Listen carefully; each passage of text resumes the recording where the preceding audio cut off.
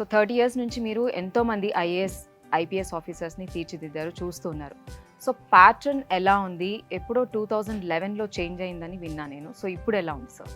మనం UPSC point of వ్యూలో ఆలోచిస్తున్న హిస్టరీ వేరు.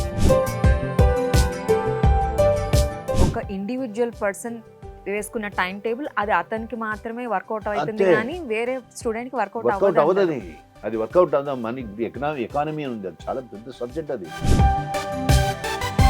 ఒక నార్మల్ యావరేజ్ స్టూడెంటే ఉన్నాడు, ఆయనకి ఎక్కువ టైం స్పెండ్ చేస్తే మొత్తం నాలెడ్జ్ అంతా వస్తుంది అని వాళ్ళకి ఎట్లా చెప్తారు మీరు? వాళ్ళ కెపాసిటీ వాళ్ళ బాడీ చెప్తుంది, వాళ్ళ మైండ్ చెప్తుంది. బట్ మనం అమిగోస్ అకాడమీలో అసలు ప్రిపరేషన్ ఎలా నడుస్తుంది అంటారు? ఆ ఎక్స్పెక్టేషన్స్ తగ్గట్టుగానే వాళ్ళు. Welcome to Suman TV. చాలా మందికి ఐఏఎస్ అవ్వాలని ఐపీఎస్ అవ్వాలని కలలు కంటూ ఉంటారు, కానీ ఎక్కడ కోచింగ్ తీసుకోవాలి, ఎక్కడికి వెళ్ళాలి, ఎలా ప్రిపేర్ అవ్వాలి, ఇవన్నీ డౌట్స్ ఉంటూ ఉంటాయి.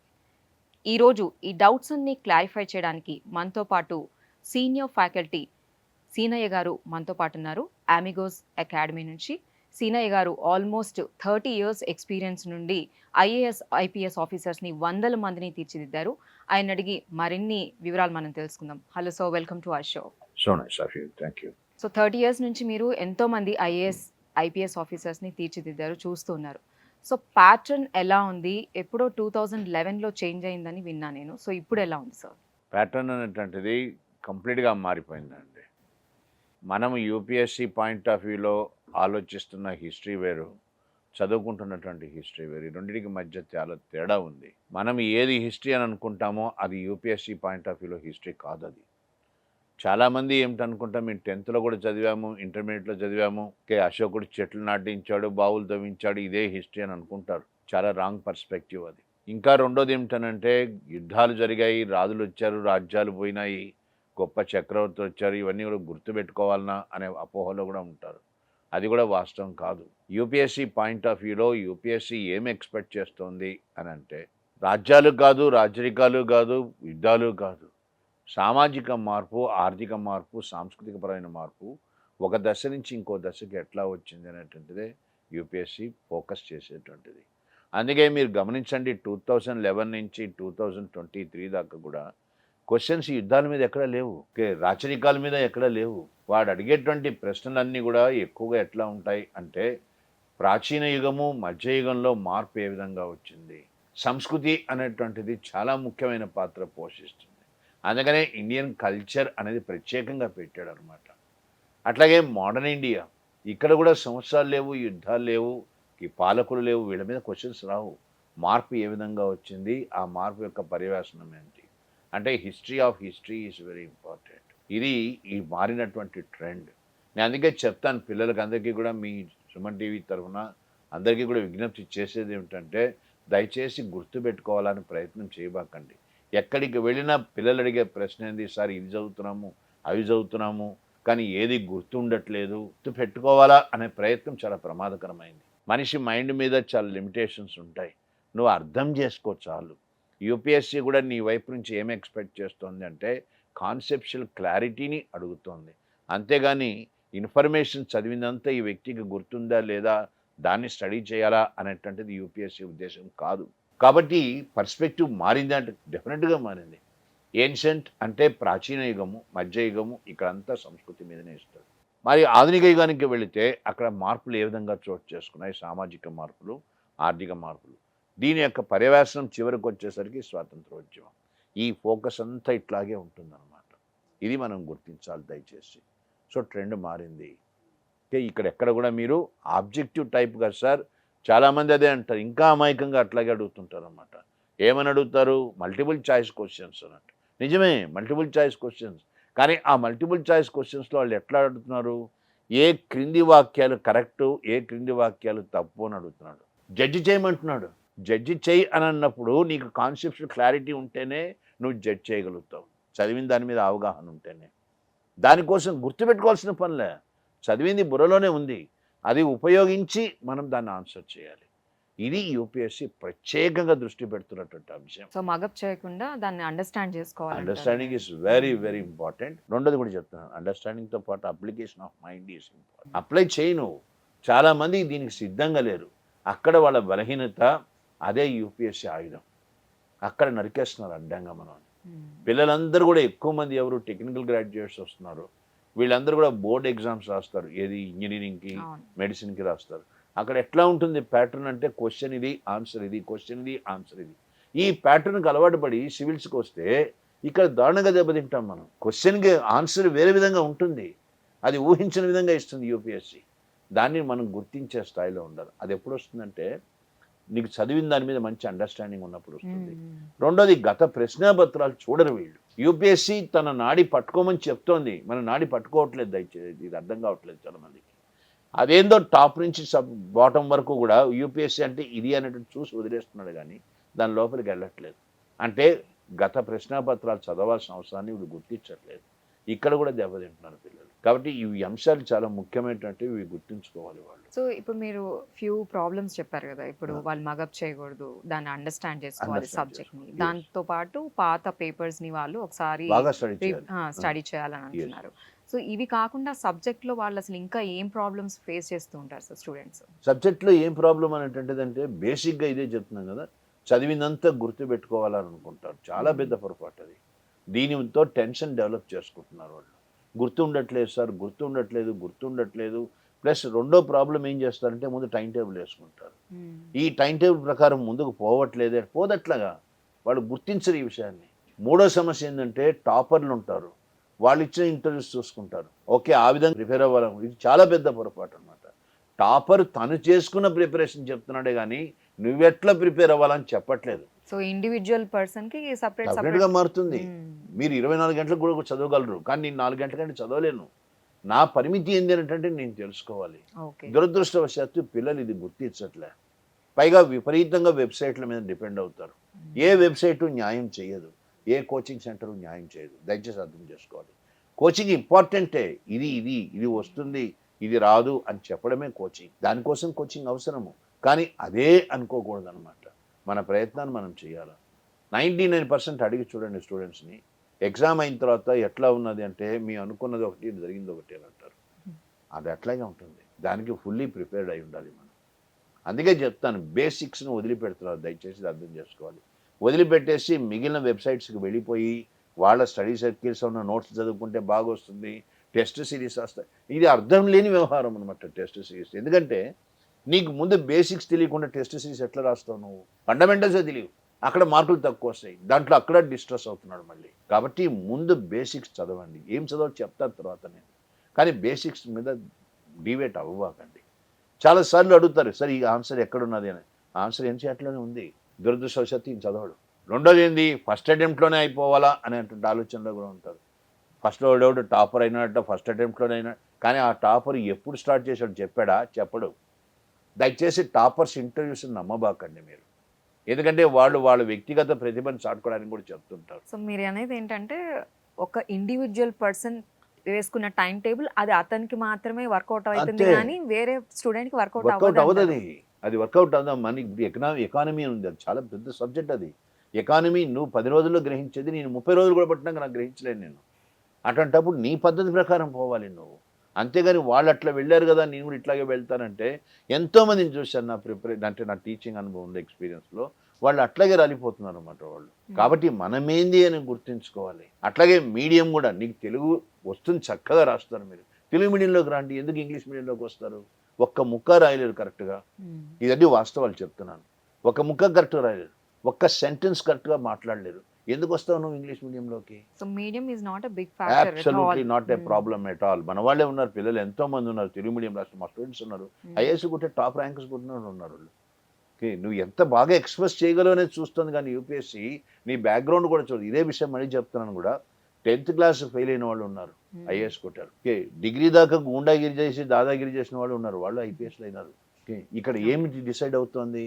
Involvement is very important. నువ్వు ఐఐటీనా, నువ్వు ఐఐఎమ్మా అని యూపీఎస్సీ చూడదు. నీ కమిట్మెంట్ లెవెల్ ఎట్లా ఉన్నది అంటే ఇంపార్టెంట్ అవుతుంది. కాబట్టి ఇవన్నీ కూడా పక్కన పెట్టేసేయండి. ఏది నేను ఇంగ్లీష్ మీడియంలో రాయాలా, ఇంగ్లీష్లో ఇది తప్పుడు వ్యవహారం. రెండోది వచ్చేసి అకాడమిక్గా చాలా బాగుండాలన్నా ఇది అవసరం లేదు. Involvement is very important. So చాలా మంది ఏంటో 10 అవర్స్ చదివాను, 18 అవర్స్ చదివాను ఇలా టైం ఇప్పుడు మీరు ఎగ్జాంపుల్ కూడా చెప్పారు. అది Yes, yes. ఇండివిడ్యువల్‌గా ఒక పర్సన్ ఆ టాపర్‌కి అది సూట్ అయింది.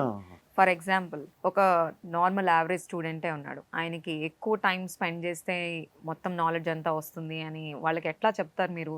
ఎన్ని అవర్స్ అని వాళ్ళు అసలు ఎలా తెలుసుకోవాలి? వాళ్ళ కెపాసిటీ ఎలా తెలుసుకోవాలి? వాళ్ళ కెపాసిటీ వాళ్ళ బాడీ చెప్తుంది, వాళ్ళ మైండ్ చెప్తుంది. నువ్వు ఇంతకాలం కూర్చోగలుగుతున్నావు అంటే కూర్చోగలుగుతున్నావు, కూర్చోలేని పరిస్థితి వస్తుంది, అప్పుడు కరెక్ట్గా అన్నీ మూసేసేయండి. మా పిల్లలకి చెప్తాను, నేను ఇదే చెప్తాను, చదవబాకి ఎక్కువగా ఆలోచించు బాగా. 4 గంటల కంటే అనవసరం. 3 గంటల క్లాస్లో కూర్చుంటారండి. 3 గంటల క్లాస్లో కూర్చున్న తర్వాత 4 గంటలు నువ్వు చదువుతున్నావంటే 7 గంటలు పెడుతున్నావు దాని మీద. సామాన్య విషయం కాదు అది. ఇది అర్థం చేసుకోండి. ఎవరిని ఇంప్రెస్ చేయడానికి నువ్వు 12 గంటలు చదువుతున్నావు చెప్తున్నావు, 18 గంటలు చదువుతున్నావు చెప్తున్నావు? నాకు అర్థం కాని ప్రశ్న అనమాట ఇది. రోజు పేపర్ చదవకుండా నిద్రపోబాకండి. కరెంట్ అఫైర్స్ అని సపరేట్గా ఏది ఉండదు. దురదృష్టవశాత్తు ప్రతి కోచింగ్ సెంటర్ వీళ్ళకి మార్కెటింగ్లో పార్ట్గా అన్నీ కూడా కరెంట్ ఈవెంట్స్ రెడీమేడ్గా చేసి ఇస్తున్నారు, హ్యాండ్అవుట్స్ ఇస్తున్నారు.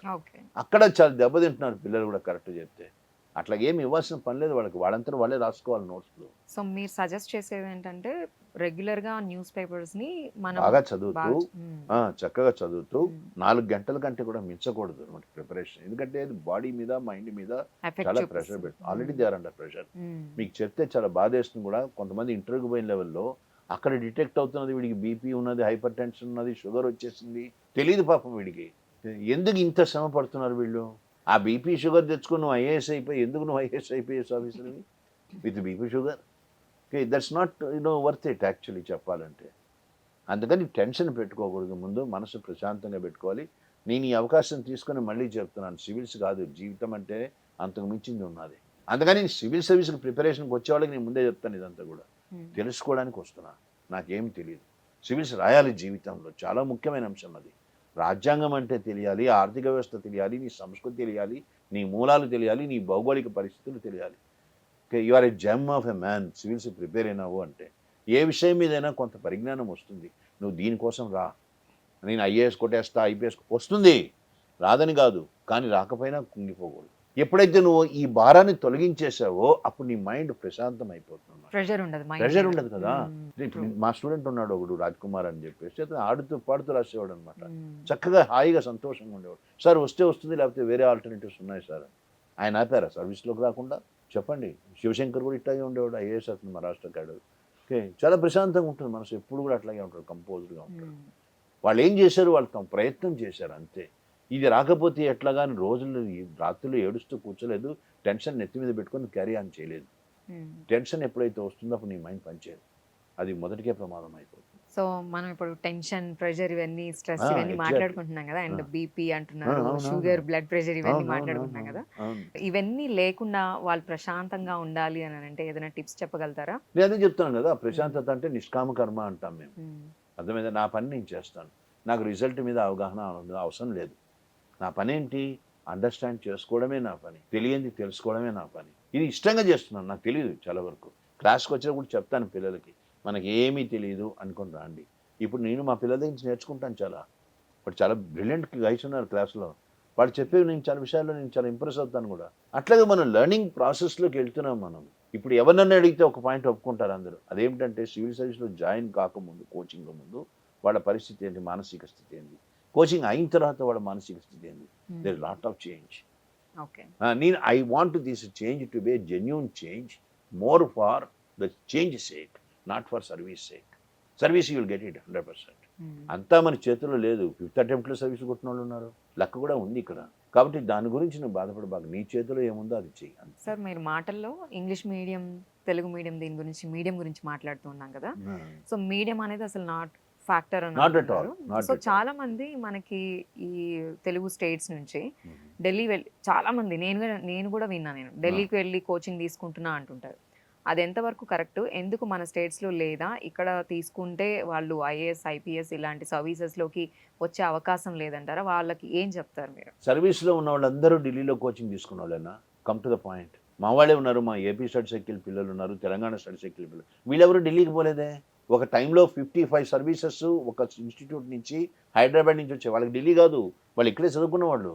1 institute in Hyderabad, all over India got recognition. 555 officers so far they sent. They never had any coaching in Delhi. They go to Viva, last stage. But prelims, mains, which is very important until Viva, they had coaching here only. ఢిల్లీకి పోతే coaching వస్తుందంటే పెద్ద అపోహ, number 1. Number 2, unfortunately ఒకటి create చేశారన్నమాట. ఏమని create చేస్తున్నారు feeling, ఢిల్లీకి వెళ్ళిపోతే ఐఏఎస్ వచ్చేస్తుందనే ఫీలింగ్ వచ్చేస్తుంది. గ్రామాల నుంచే ఎక్కువ మంది వెళ్తున్నారు ఢిల్లీకి. మా వాడు ఢిల్లీలో చదువుకుంటున్నాడు, ఐఏఎస్ చదువుకున్నాడు కానీ ప్రిస్టేజ్ అనమాట. మా అమ్మాయి ఐఏఎస్ ప్రిపేర్ అవుతుంది ఢిల్లీ, వీళ్ళకి బేసిక్స్ కూడా తెలియదు. అన్ఫార్చునేట్లీ వాళ్ళు అక్కడికి వచ్చేసి డబ్బులు లక్షలు తగలబెట్టేసి ఇన్స్టిట్యూట్లో జాయిన్ అయిపోతారు. మేము వెళ్ళినప్పుడు మేము తెలుగు వాళ్ళమే కదా మా దగ్గరకు వస్తారు. ఒక్క ముఖ అర్థం కావట్లేదు సార్ అని బాధపడతారు. చాలా బాధేస్తుంది ఈ విషయం తెలిసిన తర్వాత. ఎందుకు వచ్చినట్టు నువ్వు? కాబట్టి ఢిల్లీకి రావడంలో అర్థం లేదు. మళ్ళీ చెప్తున్నాను నేను, ఢిల్లీకి ఎందుకు వెళ్తాము అంటే ఒక అట్మాస్ఫియర్ అయితే ఉంది. ఆ అట్మాస్ఫియర్ ఇది దాదాపు 4,000 మంది 5,000 మంది నీకు కరోల్బాగ్ ఏరియాలో ప్రిపేర్ అవుతున్న స్టూడెంట్స్ అంటే క్లాసు వదిలిపెట్టినప్పుడు సినిమా థియేటర్లో సందోహం టైప్లో ఉంటుంది, పండగలాగా ఉంటుంది. అక్కడికి వెళితే వీడికి ఆ కల్చర్ అలవాటు పడుతుంది అనే ఉద్దేశంతో వెళ్ళచ్చు. అంతేగాని సబ్జెక్ట్ ఏదో వాళ్ళు బ్రహ్మాండంగా చెప్తున్నారు, హైదరాబాద్లో రీజనల్ సెంటర్స్ చెప్పట్లేదని చాలా పెద్ద పొరపాటాలు వచ్చాయి. ఇంకా కరెక్ట్గా మాట్లాడితే మనం చెప్పినంత చక్కగా చెప్పట్లేదు. ఈ మాట నేను రాసిస్తాను. ఢిల్లీకి ఎప్పుడు వెళ్ళాలి? అన్నీ క్లియర్ అయిన తర్వాత వైవాక్ అక్కడికి వెళ్ళినప్పుడు కొన్ని పర్స్పెక్టివ్స్ మనకు కావాల్సి వస్తుంది. ఆ టైంలో అక్కడికి పోవడంలో అర్థం ఉంది. కానీ ఏదో నేను ఇప్పుడు అందులో ఇంకొకటి కూడా ఉంది. ఇవాళ మార్నింగ్ నేను ఢిల్లీలో మాట్లాడింది ఈవినింగ్ కల్లా హైదరాబాద్కి వచ్చేస్తున్నాను. ఎందుకు వెళ్ళడం దీనికి?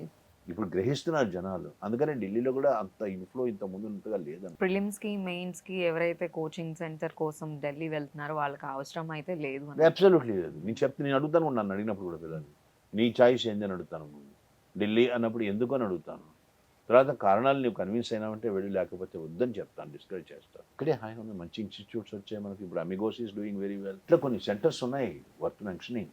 కాబట్టి why not we join, take the opportunity here itself. So paper set చేసే వాళ్ళు అసలు స్టూడెంట్ నుంచి వాళ్ళు ఏం ఎక్స్పెక్ట్ చేస్తారు? వాళ్ళు మంచి క్వశ్చన్ అడిగారు మీరు. పేపర్ సెట్ చేసేటువంటి వాడు స్టూడెంట్ దగ్గర నుంచి ముందు ఒరిజినాలిటీ ఉందా లేదా చూస్తాడు. కరెక్ట్గా అడిగిన ప్రశ్నకు తగినట్టుగా సమాధానం ఉందా లేదా చూస్తారు. ఈ 2 చాలా ముఖ్యమైనటువంటి అంశాలు అన్నమాట. వాళ్ళ దగ్గర నుంచి ఒరిజినాలిటీ ఉండడం అంటే అర్థమైంది సార్ అని అడుగుతారు. క్వశ్చన్ మనం ఊహించినట్టుగా ఉండదన్నమాట, అక్కడ వేరే విధంగా ఇస్తాడు. ఇప్పుడు బుద్ధుడు జ్ఞానోదయం అయినప్పుడు భూమిని తాకాడు. ఎందుకు తాకాడు? ఎక్కడ కనిపిస్తున్న చిత్రపటం అని అడిగాడు. దీనికి సమాధానం ఏ కోచింగ్ సెంటర్ మెటీరియల్లోనూ ఉండదు. కృష్ణ భగవానుడు పిల్లను గ్రోవి ఎందుకు ఊదాడు అని అడిగాడు. ఎవరు చెప్తారు? ఏ కోచింగ్ సెంటర్ వచ్చి చెప్తారు? చోళుల దేవాలయాలు ఆ స్థితిని చూస్తూ సమాజము ఆర్థిక వ్యవస్థ మీద విశ్లేషణ చేయన్నాడు. నువ్వు దేవాలయమే చూడలే, అసలు దేవాలయాన్ని ఎట్లా చూడాలో కూడా తెలియదు వీళ్ళకి.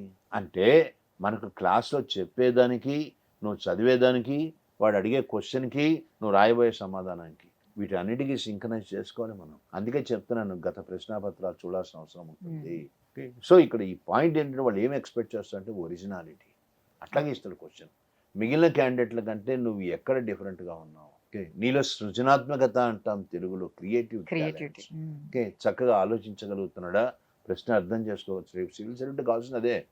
నేను ఒక ప్రశ్న అడిగితే నువ్వు ఇంకో సమాధానం చెప్తే నువ్వు ఎవరు నాడే గుడ్ సివిల్ సర్వెంట్ కదా.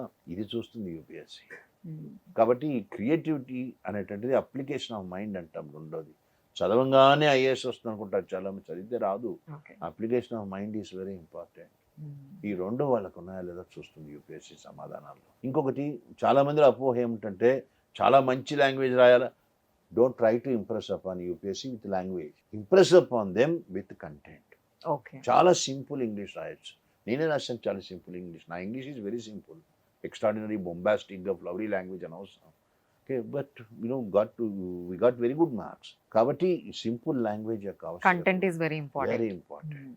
కాబట్టి కంటెంట్ ఉన్నదా లేదా, మిగిలిన వాళ్ళకంటే భిన్నంగా ఉన్నదా లేదా మన సమాధానం. రెండోది, క్రియేటివ్ టాలెంట్స్ ఉన్నాయా లేదా. అన్నిటికీ మించి ఎదురు కూడా అడుగుతారు, సార్ క్రియేటివ్ అని అడుగుతారు. How will I be creative? When you are involved you are very creative. Involvement is very important. Okay, అంటే సబ్జెక్ట్తోనూ ఇన్వాల్వ్ అవ్వాలి, రాసే సమాధానంలోనూ ఇన్వాల్వ్ అవ్వాలి. ఇది ఉన్నదనుకోండి, యు ఆర్ డెఫినెట్లీ దేర్. నేను ఒక ఎగ్జాంపుల్ చెప్తాను. ఒక కలకత్తా అమ్మాయి స్క్రిప్ట్ రాసి పంపించింది. అది మన వాళ్ళకు చూపించాను నేను. ఎంత అద్భుతంగా రాసిందంటే అంత అద్భుతంగా రాస్తున్నామంట. మరి తను టాపర్ అయింది. ఈ స్క్రిప్ట్లో నువ్వు ఏది కాదంటావు, ఏది వద్దంటావు చెప్పండి అని అడిగాను. ఒక్క పదం తీయలేవు. అంత బాగా రాసింది. అట్లా మనం అది ఎప్పుడు వస్తుంది అది అంటే ఇన్వాల్వ్మెంట్ ఉన్నప్పుడు. ఓకే. అందుకే చెప్తాను, ఇన్వాల్వ్మెంట్ అంటే సరస్వతిని మనం ప్రాపిషియేట్ చేయగలగాలి. అది సామాన్య విషయం కాదనమాట. కమిట్మెంట్ లెవెల్స్ ఎక్కువ ఉంటే ఇన్వాల్వ్మెంట్ వస్తుంది. ఆ కమిట్మెంట్ కూడా ఇన్ని అవర్స్ అనే అక్కర్లేదు. 4 అవర్స్ చదివినా గానీ ఆ గట్టిగా అవునండి. స్ట్రాంగ్‌గా 2 అవర్స్ కమిట్మెంట్ ఇస్తే ఉన్నారు. అసలు మీకు చెప్తే నమ్మరు కూడా. కొంతమంది మా స్టూడెంట్స్, మా ఫ్రెండ్సే ఉన్నారు. లాస్ట్ 15 డేస్ చదువుతారన్నమాట ఓకే. ప్రిలిమ్స్‌కి. Last 15 days. But they are very articulative. చాలా బాగా ఆర్టికులేట్ చేస్తారు. వాడికి 15 మినిట్స్ 15 డేస్ చదివి లాస్ట్ 15 డేస్‌లో ప్రిలిమ్ పాస్ అయినారు, మెయిన్స్ రాశారు, ఇంటర్వ్యూ పోయి సర్వీస్ కొట్టినవాడు ఉన్నారు. కాబట్టి నీ లెవెల్ ఆఫ్ అండర్‌స్టాండింగ్, నీ వేవ్ లెంగ్త్ అంటాం. ఇది ఏ స్థాయిలో ఉంది అనేటువంటిది ఇంపార్టెంట్. మన కెపాసిటీ ఏంటో మనం తెలుసుకొని అబ్సల్యూట్‌లీ. ఆ అవర్స్ ని ఆ మనం సెట్ ప్రకారం చేసుకోవాలి. పోవాలి. ఇప్పుడు సివిల్స్ ప్రిపేర్ అయ్యే వాళ్ళకి హిస్టరీలో బేసిక్ బుక్స్ అసలు వాళ్ళు ఎక్కడి నుంచి స్టార్ట్ చేయాలి? ఏమన్నా ప్రిఫర్ చేయగలుగుతారా? నేను 100% తెలుగు మీడియం వాళ్ళకి ముందు నా టార్గెట్ అన్నమాట ఎప్పుడు కానీ. ఎందుకంటే గ్రామీణ వాతావరణం నుంచి వచ్చే వాళ్ళకి ఎక్కువగా కూడా నేను వాళ్ళ గురించి ఆలోచిస్తాను. ఇంగ్లీష్ మీడియం పిల్లలకి ప్రాబ్లం లేదు. వీళ్ళకి ఏంటనంటే ఇంగ్లీష్ రాదు, హిందీ ఫాలో కాలేరు. ఇది వాళ్ళు ఒప్పుకోరు కానీ వాస్తవం ఇది. కాబట్టి వీళ్ళకి ఏమిటనంటే తెలుగు మీడియం చదవండి అని చెప్తాను. ఓకే. తెలుగు అకాడమీ పుస్తకాలు అద్భుతంగా ఉన్నాయి. బాబాసాహెబ్ అంబేద్కర్ వారి ఓపెన్ యూనివర్సిటీ ఉంది, బిఆర్ అంబేద్కర్ ఓపెన్ యూనివర్సిటీ. అవును. వాళ్ళ తెలుగు మీడియం పుస్తకాలు అద్భుతంగా ఉన్నాయి. I rate them better than NCERTs. కాబట్టి ముందు తెలుగు మీడియంలోనే చదవండి. ఆంధ్ర, తెలంగాణ నుంచి వచ్చే పిల్లలకి తెలుగు అనేటువంటి తల్లితో సమానం. ఆ పుస్తకాలు చదివే కొద్దీ వీడేమవుతుంది, 10 డేస్లో ముగిచ్చేస్తారు వీడు. మిగిలినది నెలలు తీసుకునే టైం మనము 10 డేస్లో ముగిచ్చేస్తాను. దాని మీదనే ఉంటావు కాబట్టి దీంట్లో ఈ పుస్తకాలు చదవమని చెప్తున్నాను. ఏమిటి? అకాడమీ పుస్తకాలు చదవండి, అంబేద్కర్ ఓపెన్ యూనివర్సిటీ పుస్తకాలు చదవండి తెలుగు మీడియం పిల్లలకి. ఇంగ్లీష్ మీడియం వాళ్ళకి NCERT 11th and 12th standards చెప్తాం. ఇది కూడా ఇక్కడ ఏంటంటే 3 రకాలుగా ఉన్నాయి ఏరియాస్. ఒకటి కల్చర్ ఉన్నది, రెండోది మోడర్న్ ఇండియా ఉంది, మూడోది వరల్డ్ హిస్టరీ ఉంది. పోస్ట్ ఇండిపెండెంట్ అంటారు కానీ ఇప్పుడు దానికి అది ప్రత్యేకంగా పట్టించుకోవట్లేదు. అన్నీ కూడా కలిపేస్తున్నాడు పోస్ట్ ఇండిపెండెంట్. వీటికి వచ్చేసరికి క్వశ్చన్స్ ఎక్కడి నుంచి వస్తాయి, తర్వాత ఏ పుస్తకాలు చదవాలి, ఇదంతా కల్చర్కి సంబంధించింది. ఏన్షియంట్ అండ్ మిడివల్ అంటేనే కల్చర్కి సంబంధించింది అనమాట. దాని పరంగానే క్వశ్చన్స్ వస్తాయి. దానికి ఏ పుస్తకాలు చదవాలి? NCERT 11th standard, RS Sharma ancient India అని ఉంది, అది చదవాలి. అట్లాగే మిడివల్ ఇండియా సతీష్ చంద్ర అని ఉంది 11th స్టాండర్డ్, అది క్షుణ్ణంగా చదవాలి. మోడర్న్ ఇండియా బిపిన్ చంద్ర అని ఉంది 12th స్టాండర్డ్, ఇది చదవండి బేసిక్గా. మోడర్న్ ఇండియా చాలా ప్రముఖమైనటువంటి పాత్ర పోషిస్తుంది. సగానికి సగం హిస్టరీ క్వశ్చన్స్ మించినవి మోడర్న్ ఇండియా నుంచి వస్తాయి. కాబట్టి మోడర్న్ ఇండియాకి ఇంకొక 2 కూడా యాడ్ చేస్తాను నేను మామూలుగా. గ్రోవర్ అండ్ మెహతా అని ఉన్నది modern India. Grover and Mehta, Shekhar Bandopadhyay చాలా బాగా రాశాడు ఆయన. ఈ పుస్తకాలు చదవమని చెప్తాం. ఇంతకు మించి పోవాక కల్చర్కు సంబంధించి an introduction to Indian art and culture, NCERT. అది కూడా నేను ఇందాక చెప్పిన క్వశ్చన్స్ అన్నిటికీ సమాధానాలు దాంట్లో ఉన్నాయి. చాలా మంది అది చదవరు. ఎక్కడ పోయినారు, ఎక్కడి నుంచి ఇచ్చాడు అని వెతుక్కుంటారు. దాంట్లోనే ఉన్నాయి. అట్లాగే ఇప్పుడు వరల్డ్ హిస్టరీకి వస్తాము. మనం మెయిన్స్లోకి వెళ్తే వరల్డ్ హిస్టరీ ఉంటుంది. దానికి వచ్చేసరికి understanding world history, mastering world history, Norman Lowe అని ఒకటి ఉంది. చాలా బాగా రాశాడు ఆయన. పక్కా యూపీఎస్సీ ప్యాటర్న్లో ఉంటుంది అనమాట. ప్లస్ దాంట్లో కూడా ఎన్సీఆర్టీస్ ఉన్నాయి, అర్జున్ దేవ్ గారి, అవి చూడండి అని చెప్తా. ఇంతకు మించి పోవాల్సిన పని లేదు. ప్లస్ ఫ్యాకల్టీ ఏమిస్తాడు, ఎందుకంటే నేను ఇవి ఇవ్వము. క్లాస్లోకి వెళ్ళేటప్పుడు మేము మిగిలినటువంటి ఇంపార్టెంట్ సోర్సెస్ నుంచి ఎసెన్స్ గ్యాదర్ చేస్తాం. ఏ ఫ్యాకల్టీ అయినా నేను కాదు, ఏ ఫ్యాకల్టీ. అటువంటిప్పుడు స్టూడెంట్కి ఏమిటనంటే ఫ్యాకల్టీకి చెప్పే class is more than 10 text books worth it అనమాట. Worth 10 text books. కాబట్టి వాళ్ళ క్లాసు వినాలి, ఆ నోట్స్ బాగా డౌన్లోడ్ చేసుకోవాలి, దాని మీద కాన్సన్ట్రేట్ చేసి ఇవి చదివితే సరిపోతుంది. దీన్ని అనవసరంగా కాంప్లికేట్ చేయకూడదు. ప్లస్ క్వశ్చన్స్ ఎక్కడి నుంచి వస్తాయి అనేటువంటిది వెరీ ఇంపార్టెంట్.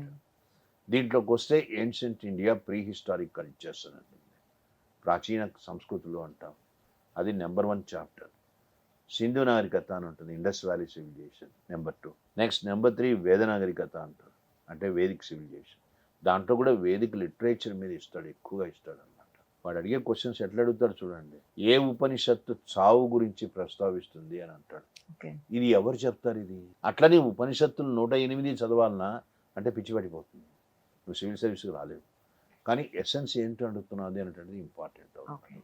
అట్లా బేసిక్స్ కొన్ని మనం తెలుసుకోవాల్సి వస్తుంది అనమాట. బుద్ధిజం, జైనిజం లేకుండా పేపర్ ఉండదు. నాడి పట్టుకున్నోడికి తెలుస్తుంది ఏ ఏరియాస్ నుంచి వస్తాయి క్వశ్చన్స్ అనేటువంటిది. బౌద్ధము, జైనము వెరీ వెరీ ఇంపార్టెంట్. అట్లాగే మౌర్యాస్ అంటే సామ్రాట్ అశోక్ గొప్పవాడు కదండి, ఆయన మీద ఇవన్నీ లేదు క్వశ్చన్స్. నేను ఇంతకుముందే చెప్పాను మీకు, కింగ్స్ మీద ఎంపరర్స్ మీద క్వశ్చన్స్ రావు. ఓకే. ఆ. అదే అశోకుడు ఇన్స్క్రిప్షన్స్ మీద వచ్చాడు, ఆయన స్తంభాల మీద ఇచ్చాడు, ఆయన కట్టించిన కళా స్వరూపాల మీద ఇచ్చాడు. అంటే అక్కడ ఏది ఇంపార్టెంట్ అవుతుంది? Culture is very important, because you can still see Ashokan pillars, you can still see. That's where our culture glory lines. కొండలు తొలిచి వాడు గుహలు తయారు చేశాడంటే ఇప్పటికీ సజీవంగా ఉన్నాయి కదా గుహలు, అవి ఇంపార్టెంట్ ఇండియాకి. అంతేగాని అశోకుడే కాదు ఇంపార్టెంట్. ఇట్లాగే గుప్తాస్కి వెళ్తే గుప్తన్ గోల్డెన్ ఏజ్ అంటాం. ఆ టైంలో ఏం జరిగింది అనేటువంటిది ఇంపార్టెంట్. అంతేగాని సముద్రగుప్త, చంద్రగుప్త, విక్రమాదిత్య వీళ్ళంతా కూడా మనకు కథలుగా చెప్పుకోవడానికి బాగుంటుంది, యూపీఎస్సీ పనికిరాదు అనమాట. వాడు అడిగిన చూడండి ఎట్ట అడిగాడు క్వశ్చన్. ఒక వసంత సేన నేను ఒక ప్రాస్టిట్యూట్ గుప్తాస్ టైంలో. ప్రాస్టిట్యూట్ చారుదత్తుడి యొక్క ప్రేమలో పడుతుంది. చారుదత్తుడు బ్రాహ్మణి. వాళ్ళిద్దరి యొక్క ప్రేమ వ్యవహారం గుప్త సమాజం ఒప్పుకోదు, వాళ్ళిద్దరిని బహిష్కరిస్తుంది, పనిష్మెంట్ ఇస్తుంది. ఇది ఏ నాటకము అని అడిగాడు. నాటకంగా రాయబడ్డది, శూద్రకుడి యొక్క మృత్యుకటికం అంటాడు. ఈ నాటకం ఇంపార్టెంట్ అయింది యూపీఎస్సీకి. అంటే ఆ టైంలో సొసైటీ ఎట్లా ఉన్నదని చెప్పడం. అంతేగాని ఈ రాజులు వచ్చారు, ఏ రాజ్యం పెట్టాడు, ఎవరెవరిని అన్నాడు, ఇది ఇంపార్టెంట్ కాదు. అట్లా కల్చర్ మీద ఫోకస్ చేయాల్సి వస్తుంది. పల్లవాస్, చాళుక్యాస్ వాళ్ళ కాంట్రిబ్యూషన్ ఏమిటి. అట్లాగే మనం మధ్యయుగాల్లోకి వెళ్తే ఇస్లాం వచ్చింది. ఇస్లాం రాక వల్ల ఇండియన్ సంస్కృతి ఏ విధంగా ప్రభావితమైంది, ఫెంటాస్టిక్ క్వశ్చన్స్ అడుగుతాడు. భక్తి ఉద్యమము, సూఫీ ఉద్యమము, లోకల్ లాంగ్వేజెస్ ఎట్లా డెవలప్ అయినాయి, ప్రతి భాషలో నీకు సంస్కృతం యొక్క ప్రభావం ఉంటుంది. మోస్ట్లీ కల్చర్ మీద ఉంటుంది అంతే. ఏన్షియంట్ మిడివల్ అంటేనే కల్చర్ అన్నమాట. మోడర్న్ ఇండియాలో ఇట్లా చెప్పలేము, అంతా ఇంపార్టెంట్. అండ్ స్టూడెంట్స్కి ఇప్పుడు ఇంటర్వ్యూ ప్రిపేర్ అయ్యేటప్పుడు వాళ్ళకి మీరు ఇచ్చే సజెషన్స్ ఏంటి, గైడెన్స్ ఏంటి, అసలు ఇంటర్వ్యూ క్వశ్చన్స్ ఎలా ఉంటాయంటారు? ఇంటర్వ్యూస్ ప్రిపేర్ అయ్యేటప్పుడు అంటే that is our scope is much vast. Okay, నీ ఏరియా అంటే నేను హిస్టరీ ఫ్యాకల్టీగా నాకేం తెలిసింది ఏంటంటే నీ ఏరియా ఏంటి అని అడుగుతాడు. ఓకే, దాని మీద క్వశ్చన్స్ అడుగుతాడు అన్నమాట. ఎందుకు ఆ ఏరియాని సెలెక్ట్ చేసుకున్నావు అంటాడు. రెండోది మీ ప్రాంతం ఏంది అని అడుగుతాడు. మీ ప్రాంతం ఏ ప్రాంతం, దాని యొక్క ప్రాముఖ్యత ఏంది అని అడుగుతాడు. మీ ప్రాంతానికి చెందినటువంటి గొప్ప స్వాతంత్ర యోధుడు ఎవరైనా తెలుసా, లేకపోతే ఆ ప్రాంతంలో ఉన్న హిస్టారిక్ పర్సనాలిటీ ఎవడో తెలుసా, ఇట్లా అడుగుతాడు. నీకు హిస్టరీలో మోస్ట్ పాపులర్ నీ ఫేవరెట్ ఎవడో అని అడుగుతాడు. ఎందుకు ఫేవరెట్ అయినాడు నీకు అని అడుగుతాడు. ప్లస్ కాంట్రవర్సీస్ వస్తున్నాయి ఈ మధ్యకాలంలో. సింధు నాగరికత పేరు మార్చడం ఒక కాంట్రవర్సీ. ఆర్యులు అసలు రానే లేదనేటువంటి మనం ఇప్పుడు ప్రూవ్ చేసేసాము. ఇదంతా పాతకాలంలో ఆర్యులు వచ్చారు, ధ్వంసం చేశారు, ఇవన్నీ కూడా పక్కకు పోతున్నాయి అన్నమాట. వీటి మీద నీ అభిప్రాయాలు ఏందని అడుగుతాడు. చాలా కాంప్లికేటెడ్ క్వశ్చన్స్ ఉన్నాయి. పెద్ద పెద్ద చరిత్రకారు కూడా ఇప్పుడు సైలెంట్ అయిపోయినారు అన్నమాట. వాటన్నిటి మీద మనకు అండర్స్టాండింగ్ అవసరం అవుతుంది కొంతవరకు. కానీ ఏ అండర్స్టాండింగ్ అయినా కానీ బయాస్ పనికిరాదు.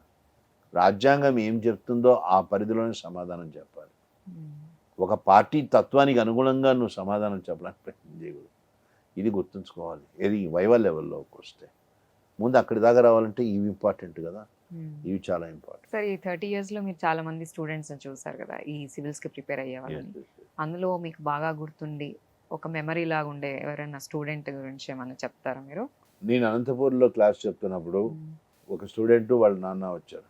వాళ్ళ బేదరికం అనమాట, కరెక్ట్ చెప్పాలి. ఓకే. ఆ బాబుని తీసుకొచ్చి ఇక్కడ పెట్టి ఇక్కడ సపోర్ట్ చేసి చాలా విధంగా సపోర్ట్ చేశాను, అన్ని విధాలు సపోర్ట్ చేశాను. ఎందుకంటే వాళ్ళ స్పార్క్ ఉంది, వాడు ఖచ్చితంగా ఐఏఎస్ వస్తాడు తెలుసు మాకు. వాడు ఫస్ట్ అటెంప్ట్ ఐఆర్ఎస్ కొట్టాడు, గ్రాడ్యుయేట్.